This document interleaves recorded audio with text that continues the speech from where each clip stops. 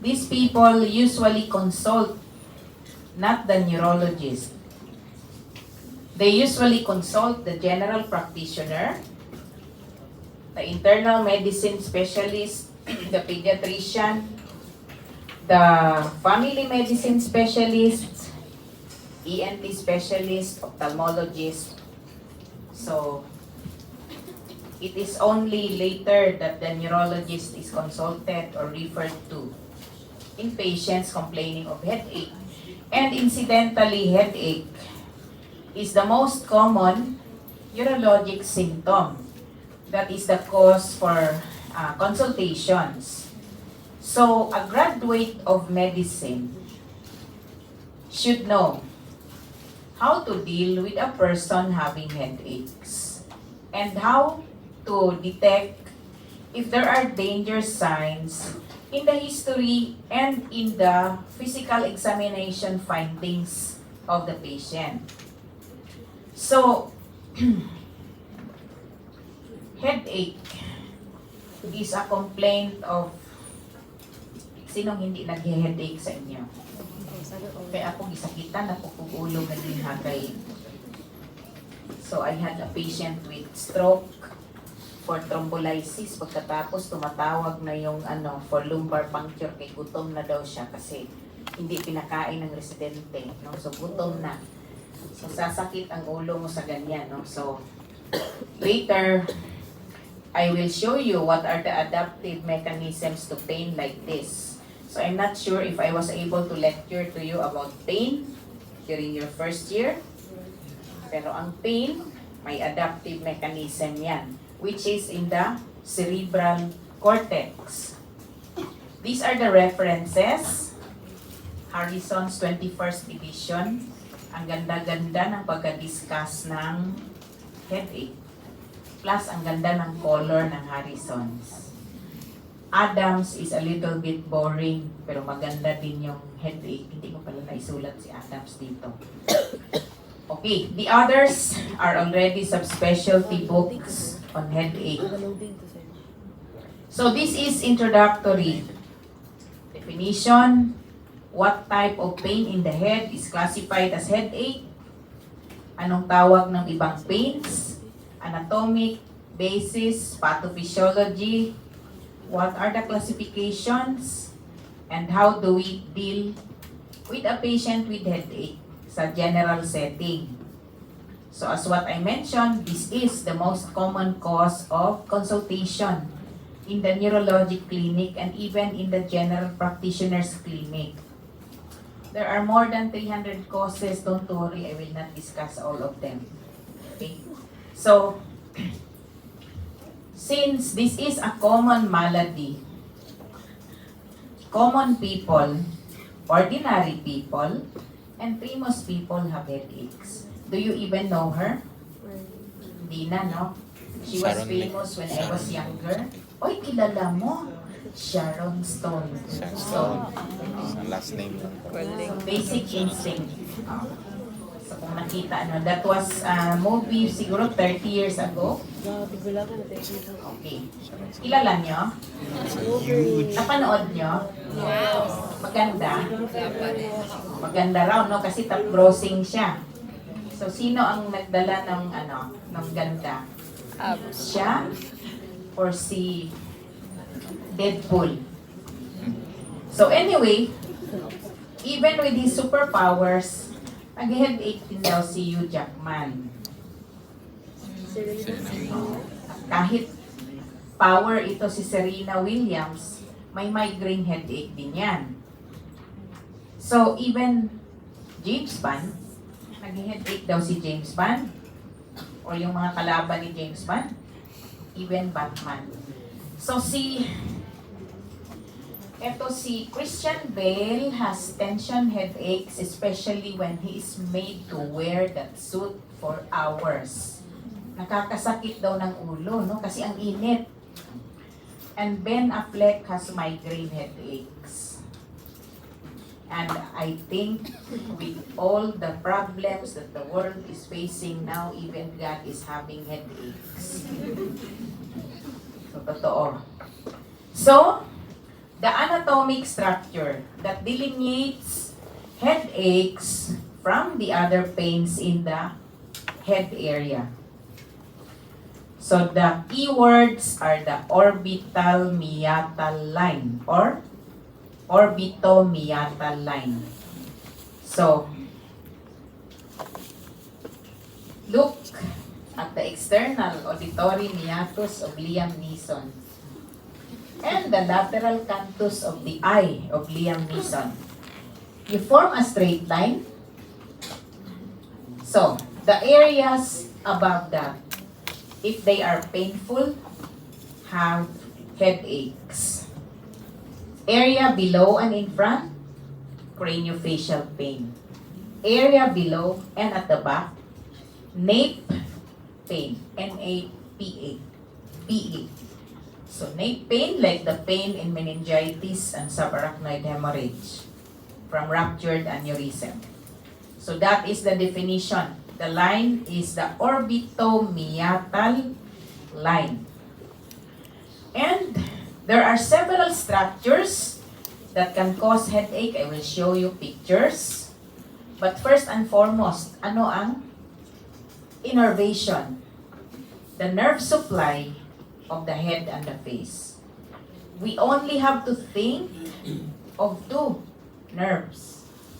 In front, sa facial area, it is supplied by the trigeminal nerve, cranial nerve 5, and its branches. Yun ang pumupunta sa harap.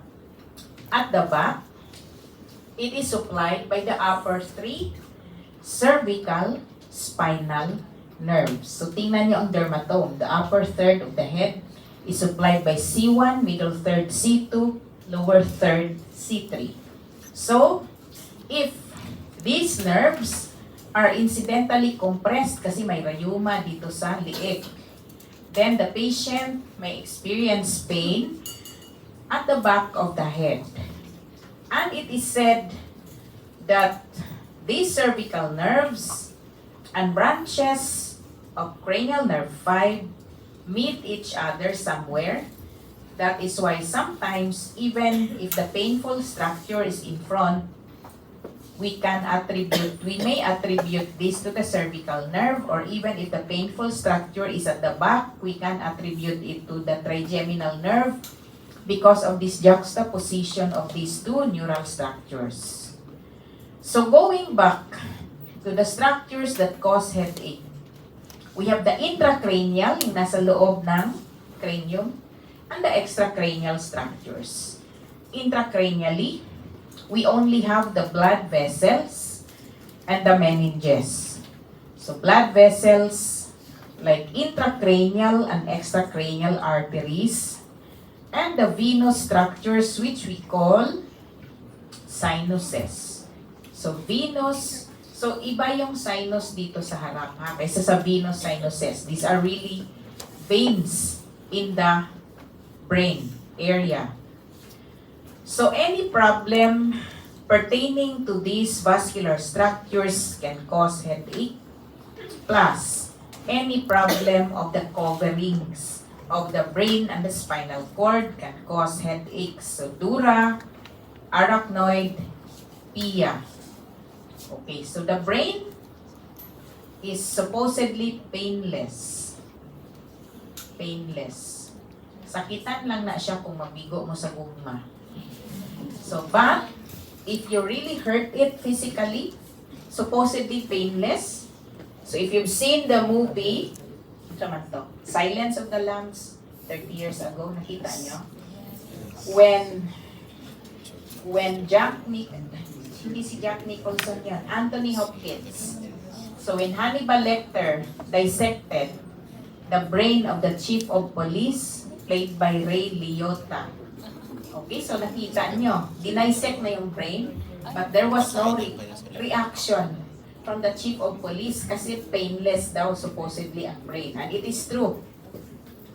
It can only be painful if there is a compression of the meninges that cover the brain structure. Magiging painful lang siya. Now, extracranially, you imagine the head with the 7 holes in the head. 2 eyes, 2 nostrils, 2 ears, plus the mouth. These are all covered by mucosae. So the coverings of these holes, if they get inflamed or hurt or incised or compressed on, can be very, very painful. So pwedeng source ng headache and craniofacial pain ang mga yan. Okay? So, and look at the muscles. Our head is covered by muscles. As a matter of fact, it is a problem pertaining to these muscles that is the most common cause of headache. So, ang most common primary headache is tension headache, and it is brought about by contraction, sustained contraction of these muscles in the head and at the back of the head, okay? And in the facial area. Ito sila ang nakaka-cause ng tension headache. So these are the pain-sensitive structures and the nerve supply. And I would like to go a little bit to this structure. Inside the head, we have this relationship between the trigeminal nerve and the blood vessels.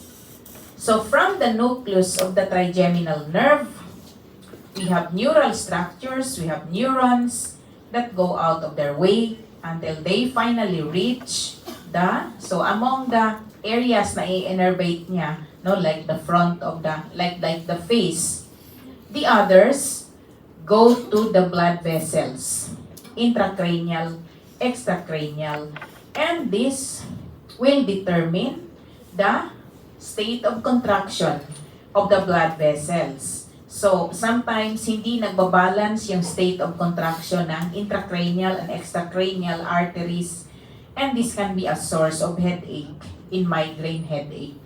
Because look at these neural structures. Inside these neural structures, and together with these neural structures and in the brainstem itself, we have neurotransmitters that play a role in the causation of headache. So if you're familiar with serotonin, dopamine, nakaka-headache yan sila minsan.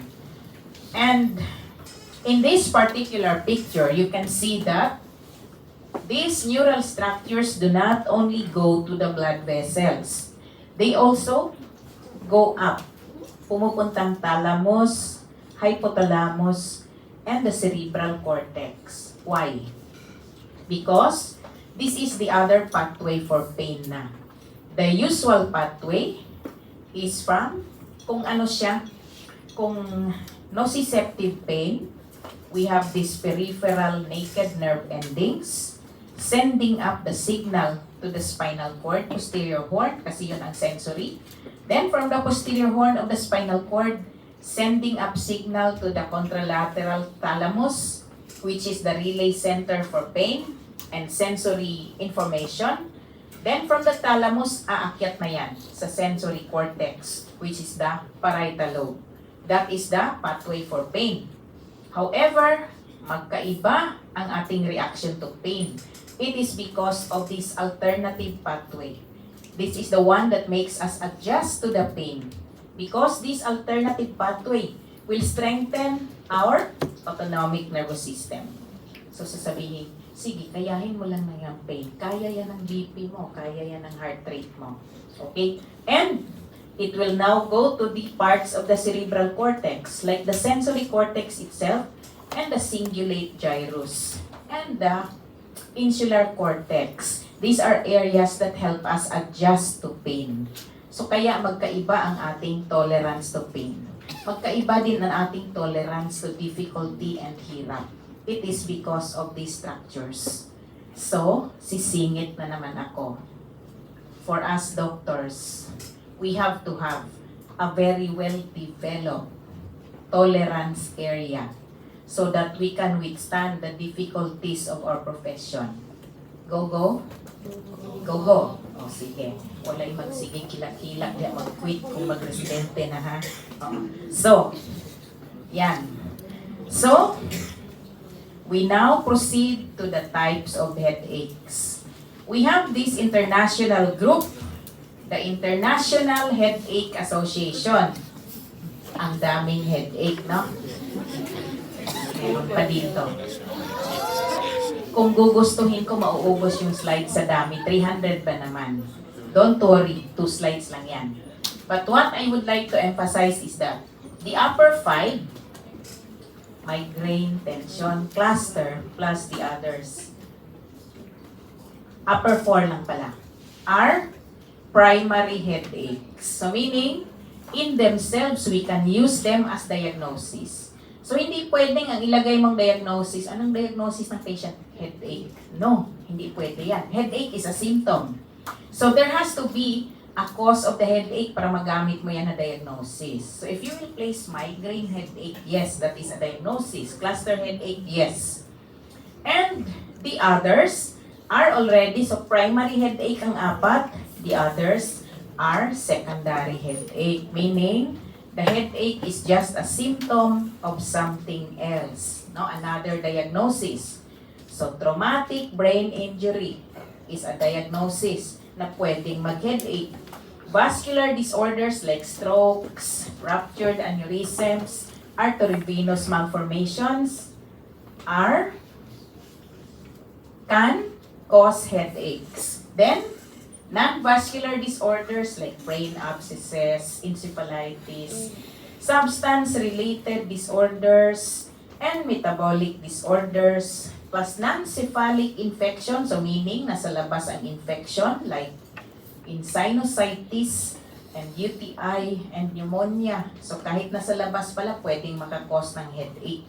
It is because of the systemic inflammatory response that involves the whole body. Then we have facial and cranial disorders and nerve pains, etc., etc. So these are the secondary causes of headache. And of late, during the pandemic, nakadagdag na naman yung mga hindi nagtrabaho kasi pandemic, nakaisip ng idagdag. So we have headache, secondary to a systemic viral infection. Because it was noted that in patients who got infected with COVID, a very common complaint is headache. So we now have another additional classification. Sige, huwag na yan si Monkey Pox. Then, from Harrison's, we have this division, primary headaches, the most common of which, as I mentioned, tension headaches, 69%. Ang migraine actually is a poor second, no? But it is just the most classy and the most popular, no? And we have cluster headaches, not very common. Not very common, but very painful. Then for the secondary headaches, we have non-cephalic infections or systemic infections as the most common cause. 63% siya. So pag nanood kayo ng telenovela, pag masakit na ng ulos bida, unsa na may diagnosis? Na dayoy brain tumor. Hindi na tinuod. 0.1% lang brain tumor. Naharag yun ang ipsatch. Oo. No? So, it is, dili man good social kung ingog, ay, nakuha ni siya na hospital kay nag-sinusitis. Dili kay social paminawon sa telenovela. No? So, himuan din na nilang brain tumor. Okay, so anyway, class, para mabilis yung discussion, I combine together the more common causes of headache and describe them as a whole. No? So, statistics. So, 3 primary headaches nandito, plus a representative of the extracranial or infection is sinusitis. Yun yung pinaka-common, no? Sinusitis. So, that is a secondary headache.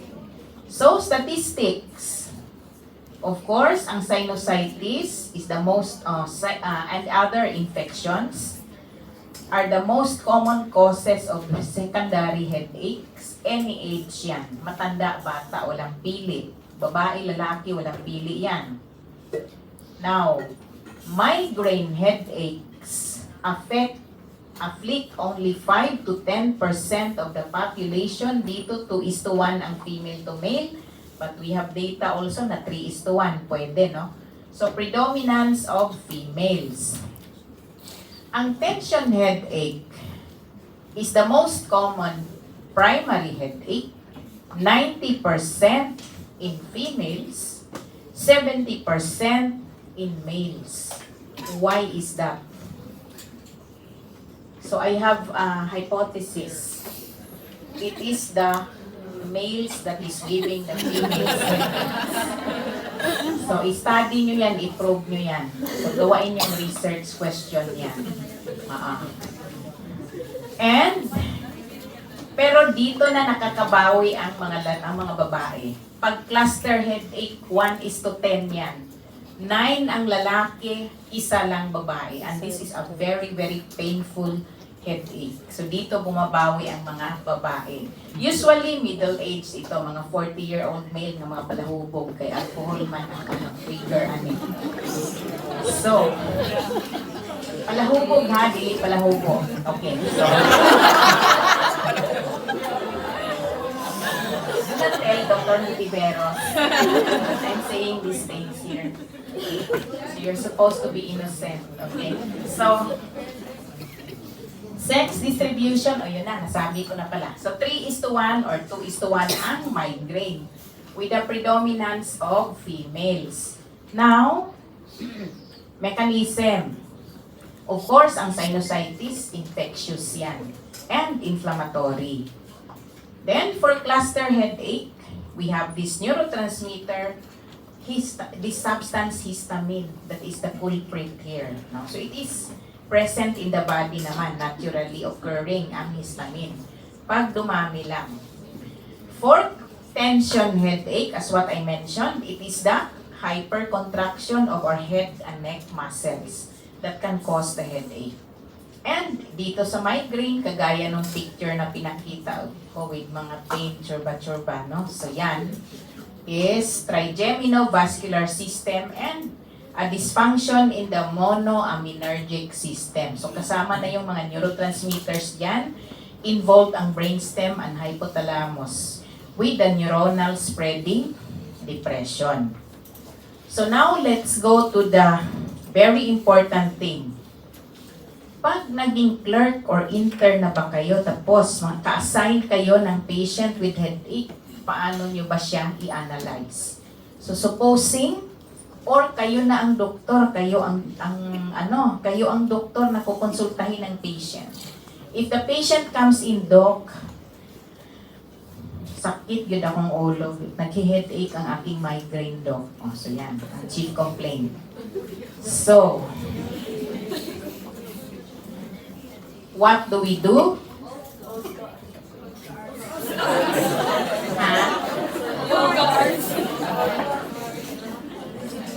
Guards sa ASF.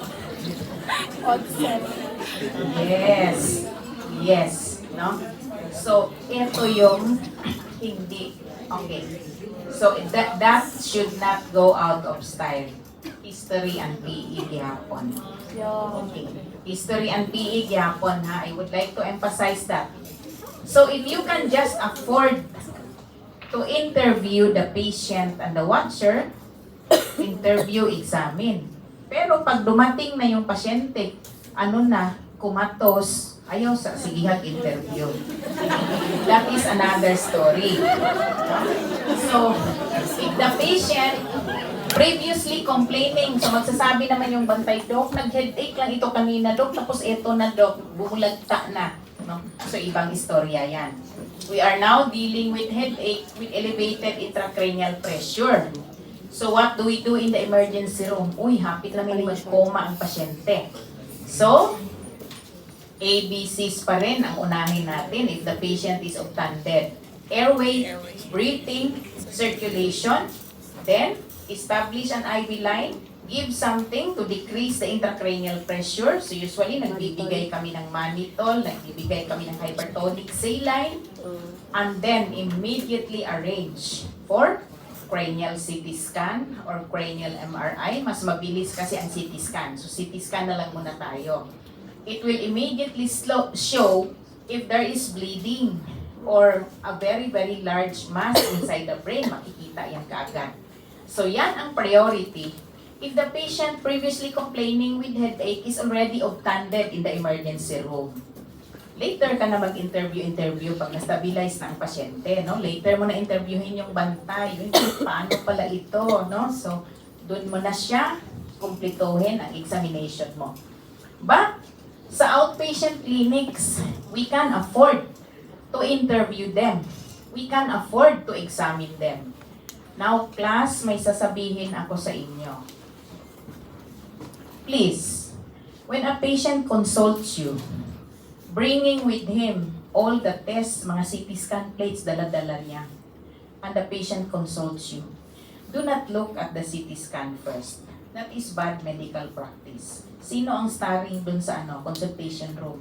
Ang patient, hindi ang CT scan, no? So, siguro sanay na yung mga tao to be treated as of secondary importance. Kasi sanay na pagdating sa clinic, Dok o di arado. Naunsa di ma'am, di arado. Oh. So, paano kayo ma'am? Dok, heto ang aking mga CT scan, no? So, siguro sasabihan niyo lang, okay ma'am, ilagay mo na natin dito ma'am, but I need to talk to you kasi kayo yung pinaka-importante. I need to know about your story, no? So, unahin yung pasyente, interview ha, and then do the physical examination, do the neurologic examination. So anyway, we can afford to do this kasi outpatient naman yung consultation, no? So history, physical examination should not go out of style for doctors. So kailangan na maayos ang ating history, and then okay, kaniway klaro ng istoryahan eh. Okay. So, there are features here that we should focus on in the history. Like, when did the headache start? How long has it been? What is the pattern of the headache? Palagi pa siyang nandyan, araw-araw na lang of your life, nandyan palagi headache?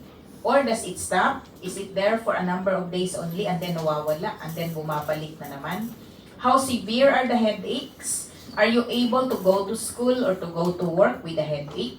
Or are you debilitated talaga? Kailangan mo talagang mag-leave kasi sige ka lang higa sa bed, hindi ka na makatrabaho. So we have to assess the severity of the headache. And are there any associated signs and symptoms? Ang headache ba may kasamang fever? Uy, baka infection na yan. Or is the headache associated with weakness on one part of the body? So that one is definitely abnormal na yan. What precipitate the pain? What relieve the pain? If the patient was seen by other practitioners, anong binigay, anong naka-relieve, and what are the tests that were done to avoid duplication of tests and to save on money? Kasi pagdating sa isang doktor, iscan na pod, nganong pausab-usab ba niyang CT scan. Okay? If there is a reason to repeat the scan, well and good. But if not, then we have to help the patient save some money for the treatment na lang. Then we analyze the symptoms. Nasaan yung headache? Let the patient describe the quality of the headache and then the story of the headache. Is the headache the same? 3 months ago, the same lang ang pain ngayon? Or is it worsening and worsening every day? So these are things that are important to take note of. So balik na naman tayo sa 4 na headache. The onset of tension and migraine are gradual, but within the same day lang, no? So gradual ang onset.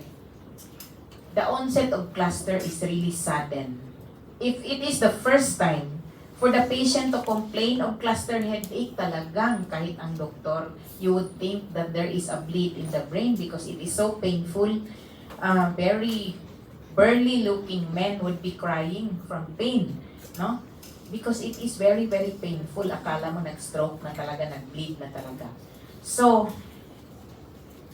I would not criticize if the doctor who first sees the patient would immediately order for a scan. No? Kasi painful masyado. Gumugulong-gulong na yung patient sa pain, no? Then, ang sinusitis depende. If it is mild or moderate or severe. Then, duration. There is acute sinusitis, less than 2 weeks. Meron din tayong chronic sinusitis, long-standing, pabalik-balik. Now, tension headache is always there every day. All throughout the day, increasing in intensity towards the end of the day. Migraine headache is usually there for in 1 month, siguro isang beses, 2 beses, minsan 6, 7, 8 beses sa isang buwan. And it will last for only, pinakamatagal 2 days. Sometimes hours only. But ang cluster headache last only for minutes.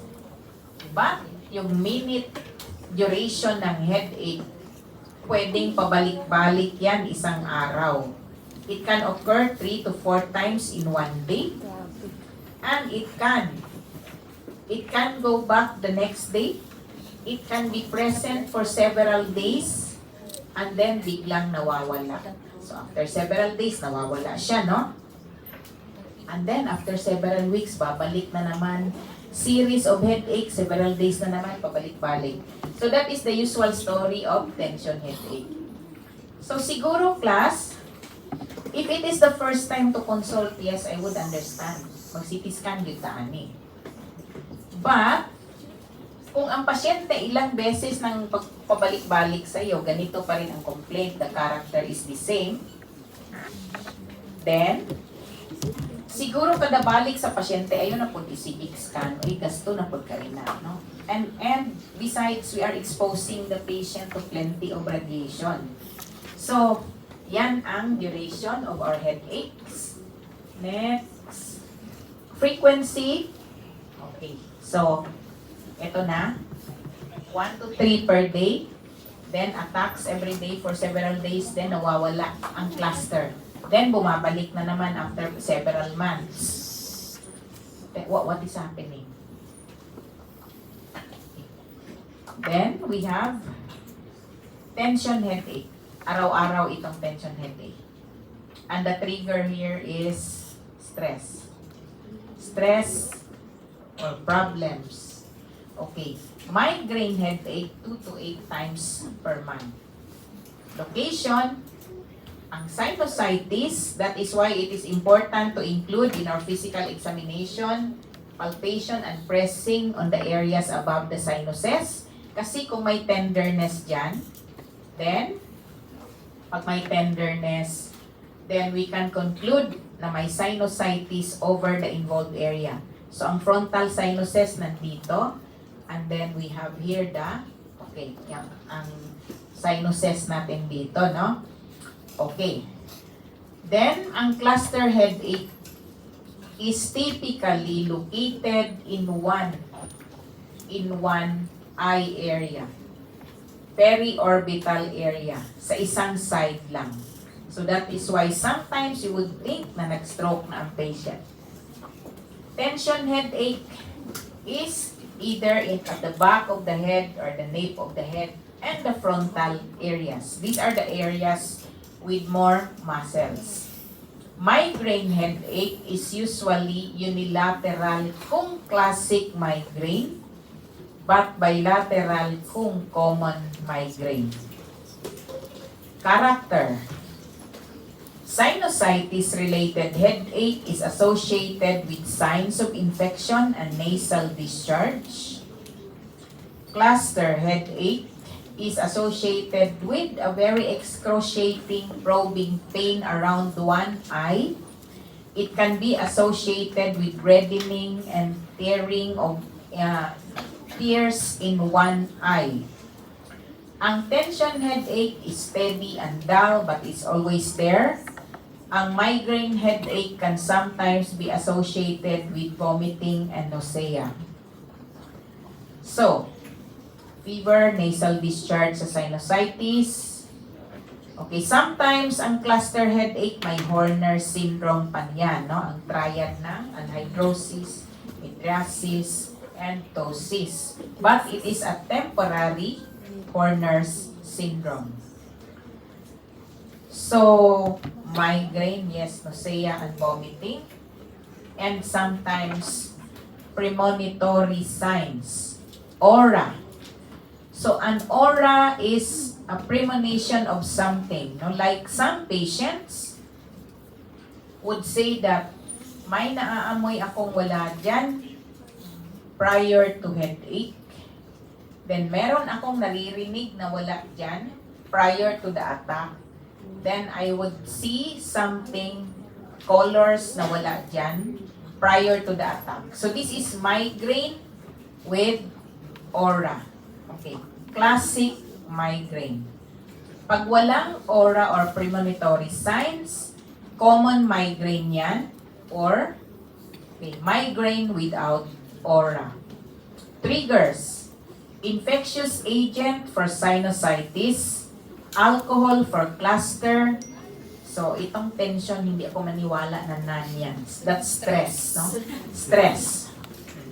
And migraine is stress plus menses, plus alcohol, lack of sleep, lack of food, hunger, and also exposure to sunlight, extreme exertion, plus foodstuffs.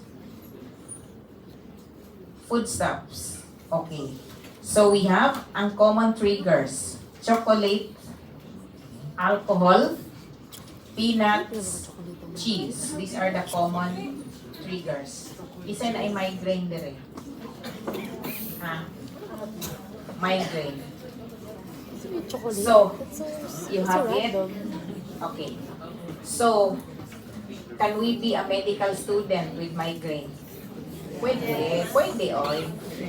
What I advise my student patients is i-installment ang pag-study. You cannot study one day before the long exam and study everything the night before. You will really be sleepless. And the next day, you will end up with a very bad migraine. Maka-absent ka na noon, maka-special exam ka na. So, installment.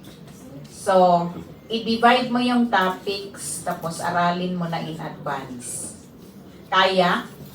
Kaya ni. Kaya niya, walang choice. Katawa mo na. So, cramming is the best friend of migraine. Okay. So, these are some of the things that we have to investigate in the patient. Sa examination, complete physical examination, but we have to focus on the status of the sinuses, kung tender or not, the pulses, especially over the head, eye examination, and then complete neurologic examination. So, dapat yun ang focus natin sa examination. So, what is the importance of doing all these detailed things? It is because we want to spot if there are red flags. So, which headaches are benign? Which headaches are potentially dangerous? Dito natin siya nasa-spot. So, those with red flags, okay, what are the red flags?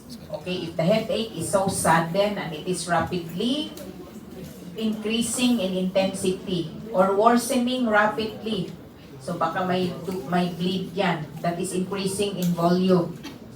If the headache is accompanied by fever and rashes, pagkatapos pag-examine mo, matigas na ang liig, no?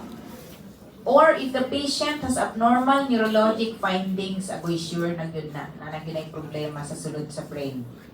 And if you have do you have your ophthalmoscopes now? Yes. Uy, kamay lang ang ito pa.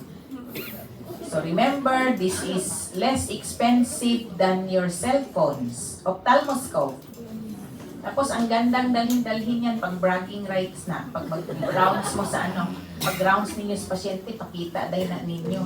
Uy, Maode, mahal mo singil tong doktora to, kaya na yung mga gamit na apay martilyo. I mean, seriously, so that we will be respected, we have to be armed with the right tools for the trade. So, yan lang. Advice from an older doctor to younger doctors. So, yan ha. O, sige. So, anyway, our ophthalmoscope will tell us kung may pupil edema. So, pupil edema is swelling of the optic nerve that we can see on ophthalmoscopy. And this indicates na may elevated intracranial pressure ang pasyente. So, this is one of the danger signs. May second pa yan. If during coughing and exertion, nag-worsen ang headache, yes, kasi during exertion, nag-i-increase ang intracranial pressure. If the patient is pregnant or just delivered, yan ang problema dyan kasi pregnant patients are prone to hypercoagulable states and can lead to thrombosis of our veins in the brain. Venous sinus thrombosis, so it is a venous type of stroke. Headache, pagkatapos ang susunod ng headache, magsi-seizure na yan, magpanic na taan na. Okay, next.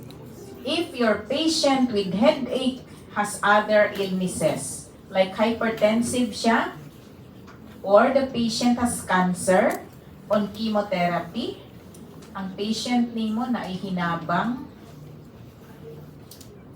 English hinabang, AIDS. So if our patient has HIV, immunocompromised, yes. Tugaya na ko. Sige. So, immunocompromised patients. Pag may headache ang mga yan, agoy, meningitis na po ni, abscess na po ni. So, yan ha. So, we have to be very, very suspicious. So, meaning, when you dig up the social history of your patient, hindi lang yan chismis. Nakimarites ka kasi you want to gather information. So, we have to know kung may predisposition ba ang patient natin na mag-HIV. Because our index of suspicion would be higher dito sa mga headache ng patient. So, these are among the red flags. So, if any of these are present in the patient that you're examining, then consider ka muna ng secondary headache. Rule out mo muna first ang secondary headache. So, ang primary headache, sinabi ko na sa inyo, migraine, cluster, tension headaches. But ang secondary headaches, these are the different causes of the secondary headache. So, tingnan mo. Okay, may abscess, tumor, subdural hematoma, a very large infarct, intracerebral hemorrhage, ruptured aneurysm. So, any of these have to be ruled out. Ang medyo benign lang, itong nasa gitna, no? So, this is temporal arteritis. So, the others, I will not discuss them anymore kasi these topics will be discussed in neurology.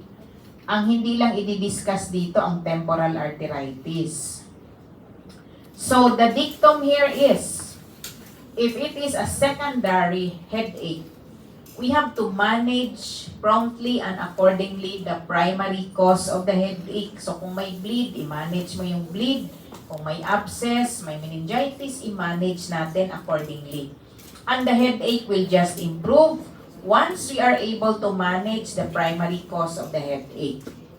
Okay. So, this is how we manage. So, cranial imaging studies. If we are suspecting an infection, we can do lumbar puncture for cerebrospinal fluid studies and blood tests to exclude infections, connective tissue diseases, and other metabolic problems.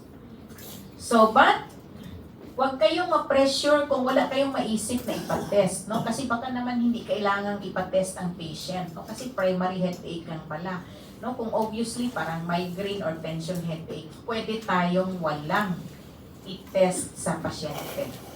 But we should be very, very confident in telling the patient, I will not do tests on you because I think ito ang problema mo. So we just have to exude an aura of confidence. Now, pag bata ang may headache, we have to be one step ahead, especially if the child is very young. 5 years or younger. They cannot express well. So we have to be one step ahead. Kung meron ka na at the slightest reason, we can do cranial CT scan in the child. The most common in children are the infectious headaches, no? Yung mga sinusitis and infections outside of the brain. Now, if the child has these signs and symptoms, the more na dapat tayong mag-scan. Deterioration in mental status or deterioration in school performance. No, bright siya dati, nabugo na. Oh. So, kahit nagsakit ang ulo. So, kasi nabugo, dali, ipaskan na to. Okay. So,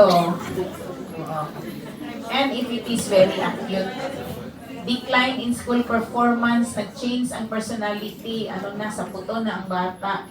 And change in the gait, no? Kasi toxic na pala ang gait, may tumor na pala sa cerebellum. And in children younger than 2, pag ang head circumference mo lumalaki, no? Tahan na. So, ang laki na ng head. So, yan. May hydrocephalus na yan. We have to work this patient up fast. Okay? Do not take it lightly. The younger the child, the more aggressive we should be.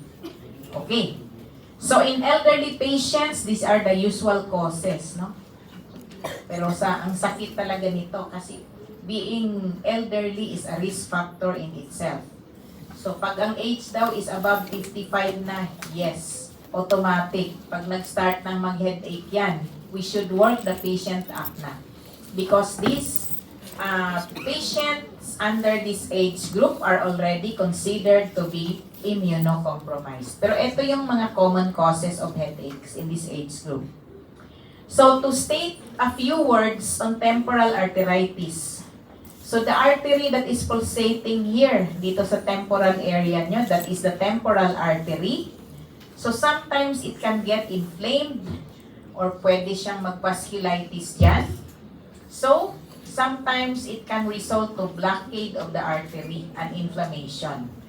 And if it is completely blocked, the patient may become blind kasi this is the blood supply to the occipital lobe.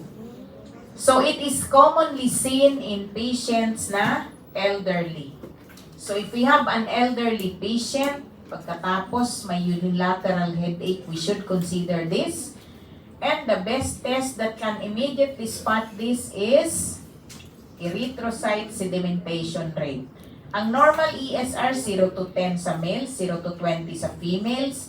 But here, it can go up to higher than 50. No? So pag 50 or higher ang ESR, then consider ka na ng temporal arteritis.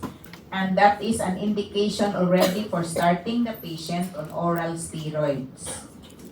So, we have this ARA criteria for temporal arteritis. Kasama talaga dito ang erythrocyte sedimentation rate. Going back to the algorithm, kung walang red flags, then most likely primary headache yan. But if the features of the primary headache are not very typical, balik ka na naman doon sa secondary headache. No? So talagang i-try mo talagang i-rule out ang secondary headache. So anyway, the primary headaches we already discussed in the comparisons, no? Na-discuss ko na ito. So, muscle contraction ang mechanism ng tension headache. Migraine headache is unilateral. So I mentioned already with aura and without aura. And these are the mechanisms: neurotransmitters, disturbance in the monoaminergic system. So if there is an imbalance between the neural supply sa isang blood vessel, extra and intracranial blood vessels, there is going to be an imbalance resulting to neuronal depression. So, hindi ito yung psychiatric depression, ha? So, just neuronal depression. And if the neuronal depression enlarges, it can cause the headache. So, yan ang nangyayari sa migraine. And recently, ang ating mga bagong treatment focuses or targets the BRD2 gene. So, this is a dopamine receptor gene. So, kasama na yan siya sa pathophysiology. I will leave you to read on these special types of migraine. So, these are atypical migraines, no? Na akala mo nag-coma na, pero migraine lang pala. Now, cluster headaches, more common in males, very painful, unilateral in one eye. Okay. The other name is histamine cephalalgia. So, those are the three more common primary headaches. So, kung may atypical features dan ang primary headaches, balikan mo uli yung secondary headaches para ma-rule out mo talaga kasi the secondary headaches are more dangerous. Kailangan talagang ma-rule out natin yan. Now, class, I made some algorithm here but I will not discuss it now kasi pang third year ito. Yeah. Okay. So, ang management, I said we will focus on the management during your third year, but here I am showing to you a summary of the management. So that is how we manage these types of headache, antibiotic or antimicrobial for sinusitis. So ang cluster headaches, ang daming gamot na, but I've tried giving antihistamines. So far, it worked in some of the patients. Now, ang tension headache, is, I like that. yes, is triggered by stress talaga. So, you can give the patient pain relievers, but may half-life ang pain relievers. So, kung half-life 12 hours lang or 6 hours, pag lumipas na yung half-life, the pain is back. Yan ang problema ng tension headache. So, we have to attack the root of the problem. It is the tension. It is the stress. Okay? So, that is why ang typical story ng person with tension headache is that you wake up without the headache and then in the morning, it is starting na. No? Kasi you are starting to face the stresses of the day. And then, pagka-afternoon, mas masakit na yan. Kaya makita niyo itong mga tao nga di mo gustong makitaan. And then, pagka-late afternoon, marami na namang stress, maraming trabaho, maraming assignment, i-examan pag yun ni. So, mas masakit na yan. Hanggang paggabi niyan, it's really very, very painful na. Nandyan na, full blast na siya. And then, when you go to sleep, nawawala yung pain. So that is why ang ating target talaga dito is to remove the stress. To remove the stress, which is very difficult. It takes some maneuvering. Ang hirap pag matalino masyado ang pasyente, di yun na ni mo mailat-ilat. May patong dili ka i-bright, klaro lang ni mo mawala ang stress. No? So, that is why in patients na talagang grabe ang stress, I send them to a very intelligent person. So, you know, Dr. Parkash Mansukani, she is our, I think, batch number 1 si Doc. He is a pulmonologist. So, he is the father of the Mansukani sisters na mga espesyalista na rin sa Davao Doc, no? So, anyway, in addition to his being a pulmonologist, nag-cognitive behavioral therapy training si Doc. So yun, pag mga matatalino masyado, ipadala ko sa kanya kasi mas matalino siya. So anyway, it takes some, kailangan mong kausapin, you have to convince the family, that the patient na ganito, you have to let go of all the stress of whatever you are thinking about that is not helping you. You have to let go of that. No, ganyan na ang mga istorya niyan. Cognitive behavioral therapy.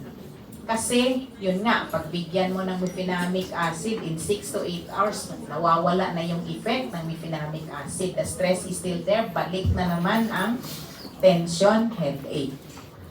So lastly, hanggang 6:30 tayo, no? Don't worry, hindi tayo abot ng 6:30. 6:29. So, craniofacial pains. So this is very well described in Harrison's. So, ito na yung sa harap ang pain sa mukha. And we are only speaking here of one disease entity lang. It's trigeminal neuralgia. So, that is the blood supply. Bakit parang excited ang mga tao? May nananalo ba dito ng... Nakapasa ng board exam. Ha? Nakapasa ng board exam. So, talaga? Ngayon na? So, okay, somebody I know? Ha? 100% ha? Yes. Ha? Medtech! May kumuha sa inyo? Uy, natap ni siguro. Okay. So, I am a medical technologist also.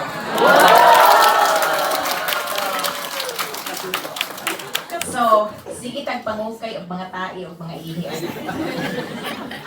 Congratulations. Diba? Oh. Meron pa? Ay, congratulations. Party talaga ikaw, party. Malinis ang mga tao. Kaya pala. No? So anyway, meron din nag-headache yan sa mga excited masyado. Relax lang kay mag-headache mo niya.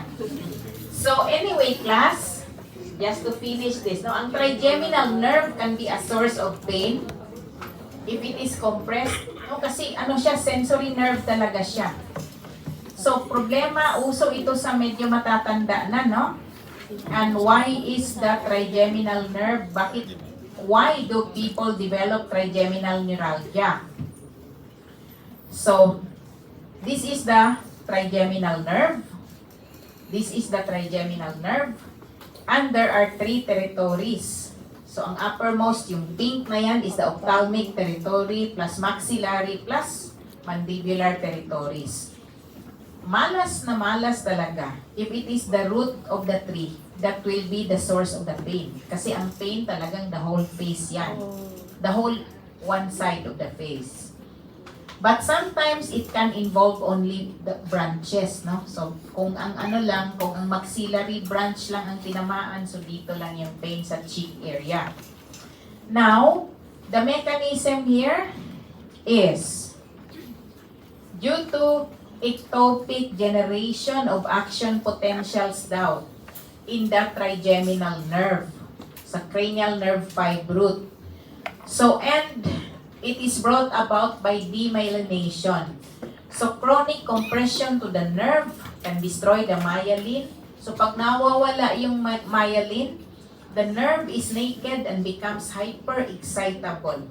So, it can produce plenty of action potentials that can aggravate the pain. Kaya painful masyado yung mga nagta-trigeminal neuralgia. So, sometimes the reason for the damage is my compression. There is sometimes an enlarged blood vessel beside the trigeminal nerve, compressing and compressing. Or sometimes there is a tumor beside the trigeminal nerve. That is why, in patients with persistent facial pain, we have to do MRI of the head para makita natin yung status and the relationship between the nerves and the blood vessels, no? Kung wala pang tumor na katabi ng trigeminal nerve. So, of course, differential diagnosis na naman yung temporal arteritis, di ba? So, temporal arteritis kasi one-sided din siya. And then we have this SUNCT, short-lasting unilateral headache attacks with conjunctival injection and tearing. Parang cluster headache din ang description nito. No? Plus, temporal arteritis. These are the differential diagnosis. O, tapos na ni chismis ani, no? So, anyway, class, So, na-satisfy naman natin yung objectives, no? More or less. So, headache is pain above what area? Orbitomeatal line. What are the primary headaches? Tension, migraine, cluster. Tension, migraine, and cluster headaches, plus the non-specific headaches. O, pwede na. If you're suspecting temporal arteritis, what do you do? Yung ES. Yun, medtech. Gagamit na yung medtech, erythrocyte sedimentation rate. Okay. So, pag may head kayo, prone kayong mag-headache.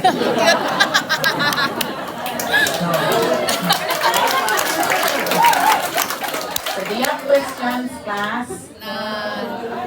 I think the jubilation and the happiness is not from this one, but because the lecture ended early. So, asa man mag-celebrate?